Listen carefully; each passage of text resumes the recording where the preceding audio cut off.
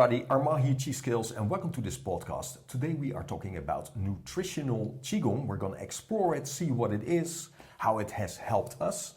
You know, when you're on this internal journey, there just comes a day, there comes a moment, sooner or later, where you just have to look at your lifestyle. You have to look at your digestion, because optimizing your digestion goes so far in the training. It supports everything. So you have to look at your nutrition and you have to form a concept around it, right? Yeah. Because as we found out, Didi, it can be a total jungle out there. There's so many approaches and sort of diets and things like that. And so many of them say they have the truth and they, you know, have everything and it should be like this. And the biggest thing, I guess, is that it is like a one-size-fits-all approach. And so we stumbled upon these things as well. Yeah. And then we went further with that. Yeah. I think in all these approaches, there is something to learn. But instead of seeing it as the one truth, see what's the overlap. That's probably the most important. Yeah, because there's truth in all of them. Yeah, there's truth in all of them, but is it truth for you? Yeah, as an individual, as a person. Yeah, and I think also I've studied a lot of the traditional nutrition. Yeah. And because that was kind of the thing that I was more drawn to, and then you see instead of seeing it all by themselves and seeing it as a truth in themselves, it's so much more interesting to see, this is common knowledge. Yeah. This is what counts for all of them. And especially in the traditional nutrition, you see energy. Yeah. Energy is the thing that's like a common knowledge in wherever. If you look in the Ayurveda, 5-element food, even here, Hildegard von Bingen was talking about it. It's like working with the elements. Yeah. But maybe it's good to go into an example to see. For sure, examples help for sure. Yeah.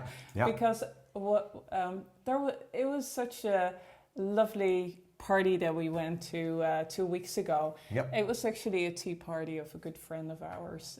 She's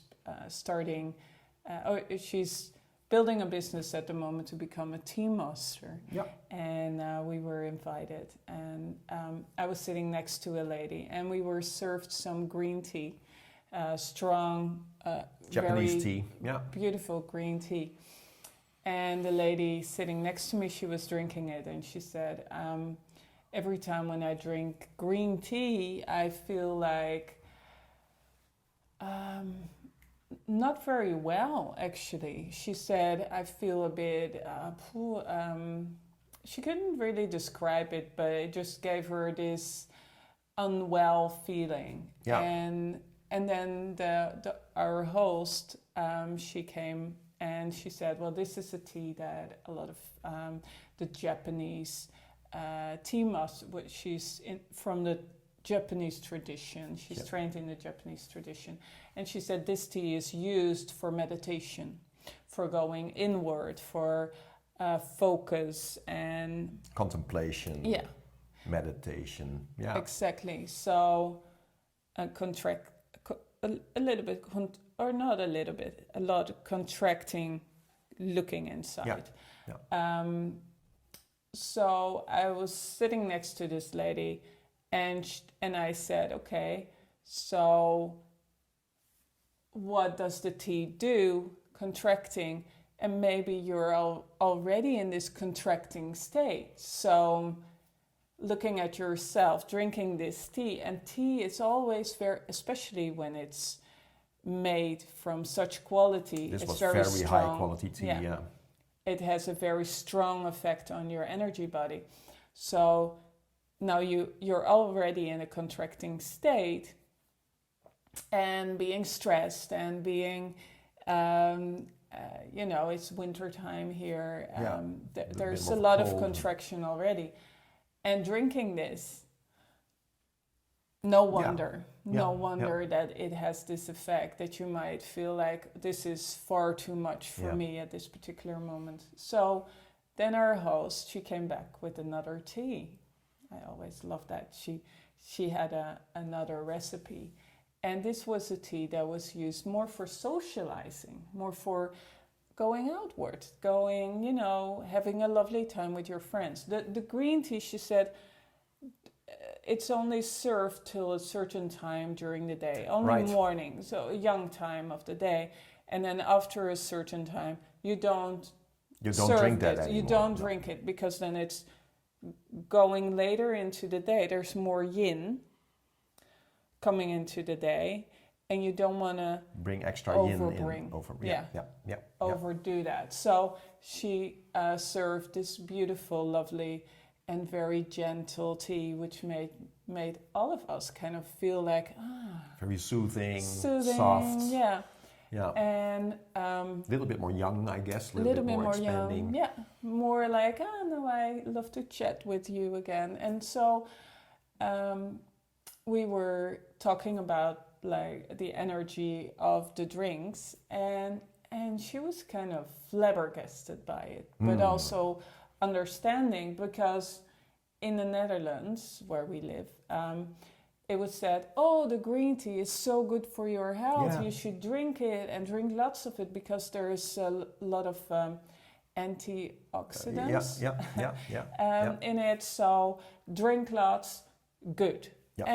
But for her, that was like the message of, that makes me feel bad every day. So so it's very important to kind of see, it might be good on paper, but not for me. Not per se in your experience, right? In your state at that moment, in that climate, in that season, whatever. Yeah. So now about nutritional Qigong, what we're going to look at is like, first observe yourself. First look at, where am I at this particular moment? What's my state, mentally, emotionally? Where's my balance? So you want for this to really observe yourself, you want to be able to get in touch with your energy body. Absolutely, yeah. Building the ball, exercise, etc. You have to awaken the energy body. Now you can have so much more sense of, when the food comes in, you can really, or a drink, both, how they come in and what is the effect. What's the effect in that system? Absolutely. We were talking about contraction, we're talking about expansion. Contraction is yin, expansion is yang. So now you understand it much better, because you're so much more sensitive to it and more aware of what's happening right at that moment. And also maybe a little bit later. So you can, there's just more mindfulness around everything. Instead of you chew it, you taste it, and you like it or not, and you swallow it, and it's over and done with. It's a bit different. And the effect will still be there. So for sure.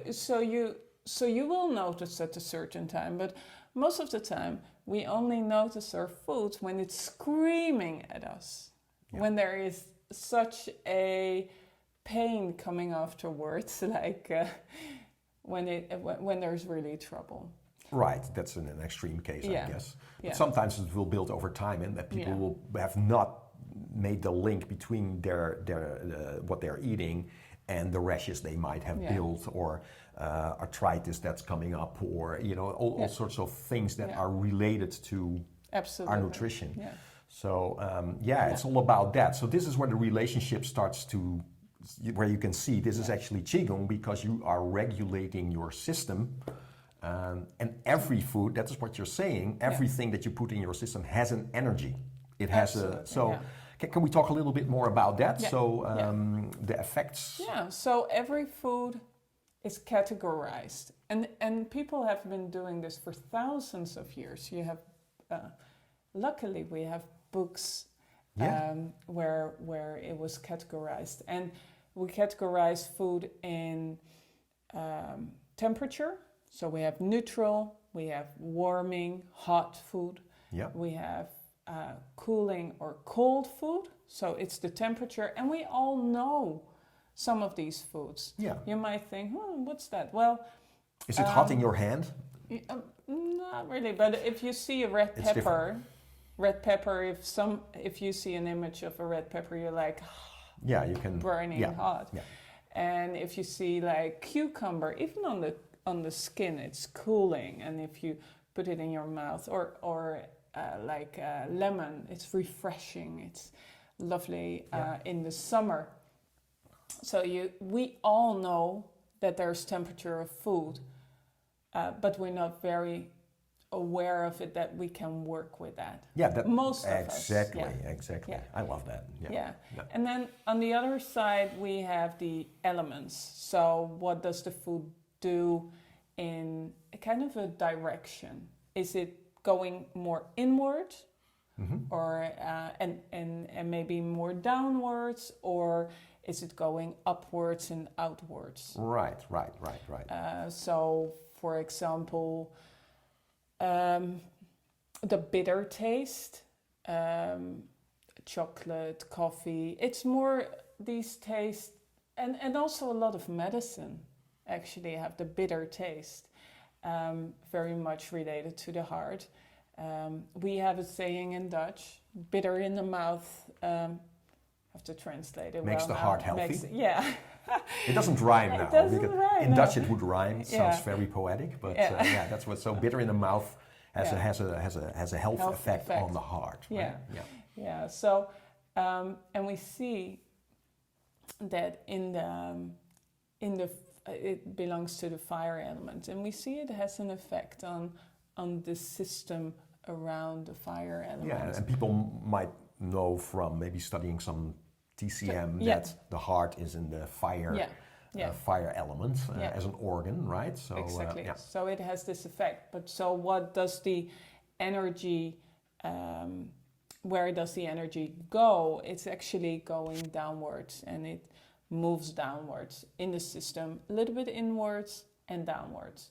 And what we see, a lot of people like to drink coffee after their food. Yep. Well, a lot of people like to drink coffee. Some drink it all the freaking time. But the nice, well, I don't like coffee, but people love to have dinner or a heavy meal and then some coffee. Yep. And so this helps the digestion to move it downwards. Right. And let it go into the right direction. So, so you see with all the energy, every food has such a direction. And we can work with it. Again, being aware of it makes you be able to work with Absolutely. Yeah.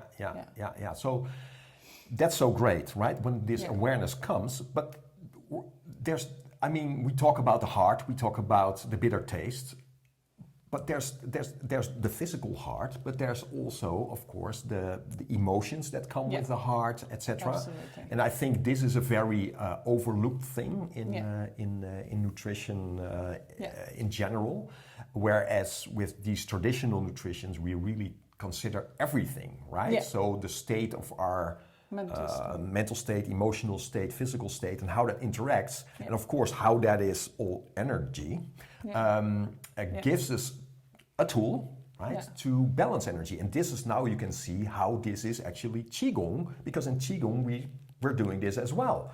We connect to the energy body, we awaken it, we connect to it. Now we can start balancing it out. We can really go deep in this process, and now we can see that food is not different.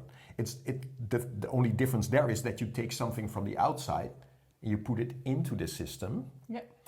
Your system. Now becomes the system, and now you have a concept, a tool, a method, if you will, to start regulating through the food. And now you talked about Hildegard von Bingen, and she talked about food as being medicine. Yeah. Right? Absolutely. Now what the most people do nowadays, I guess, is like they eat and they use medicine, extra medicine, and all sorts of extra vitamins and supplements to make up for the poor lifestyle they have. Yeah.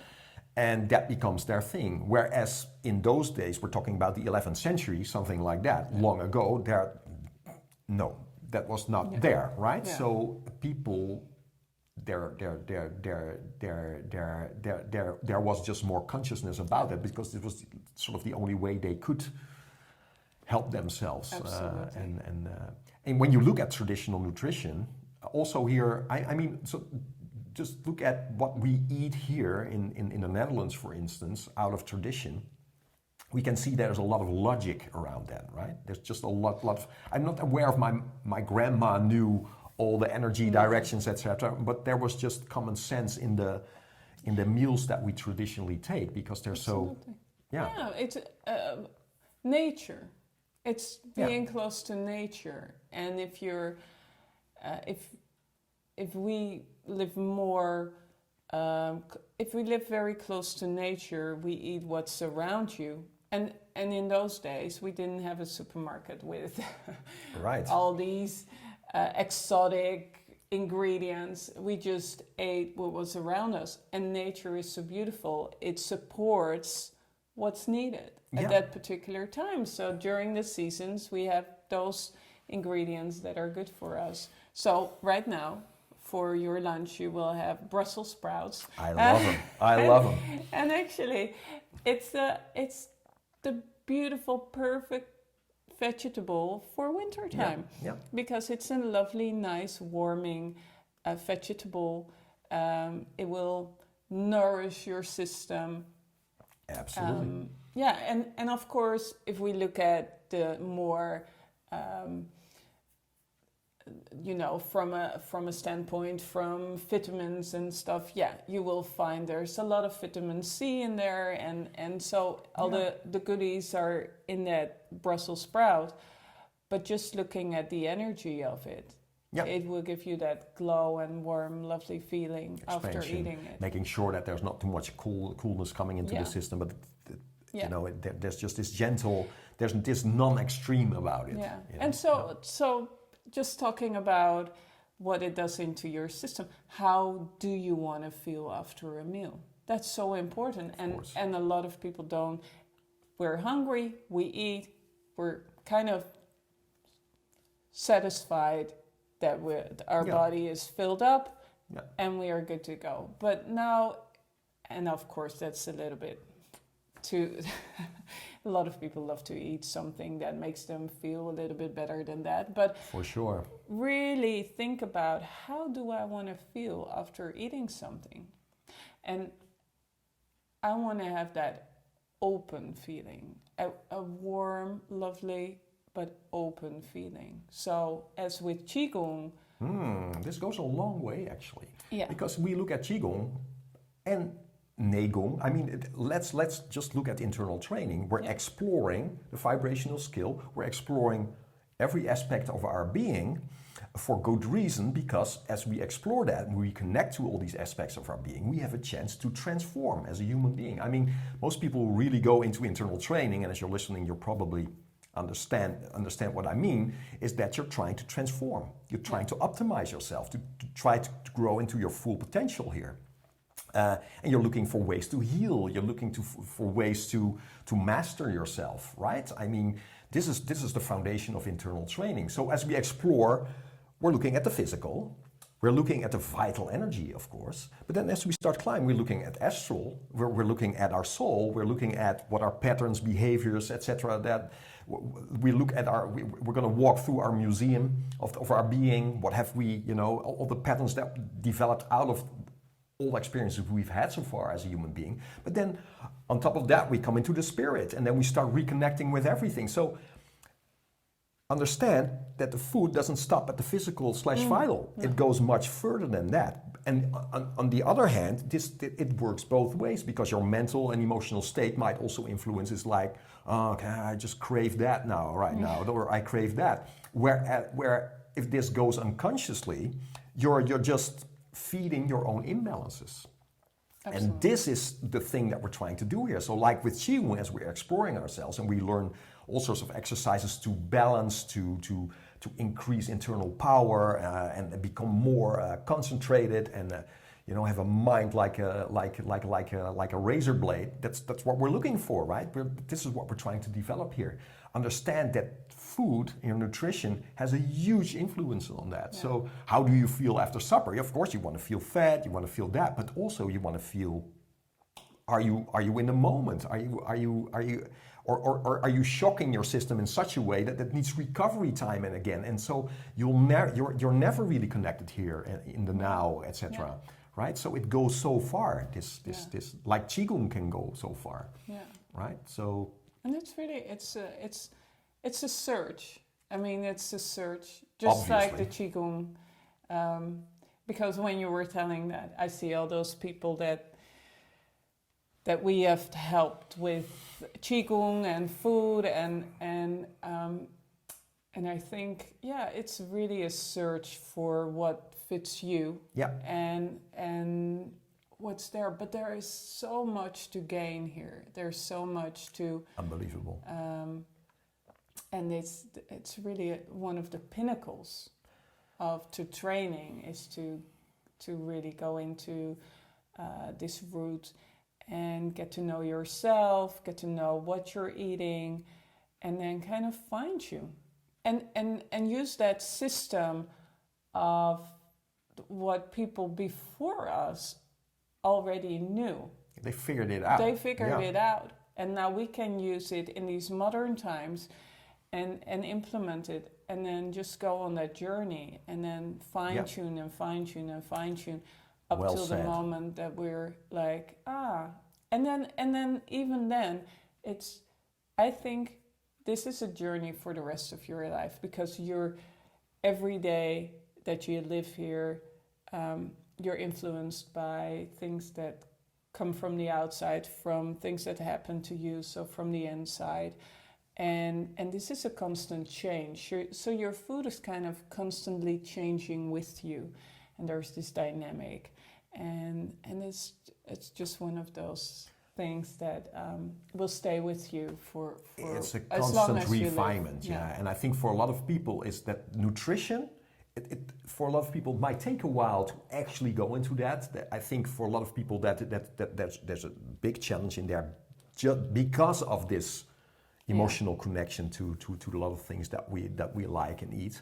But once you start moving through it and you get more experience with it, like you just said, you start reaching a certain level where it just feels like it's like you have your head above the clouds at a certain point. It's like there's so much clarity there because you experience the effects on your state, and this state starts becoming more stable. Yeah. And now you see the curve of your personal development just shoot up, right? Whereas maybe it was, you were climbing, and that went well. Now you start working with the food, and you can just see that people just move very quickly.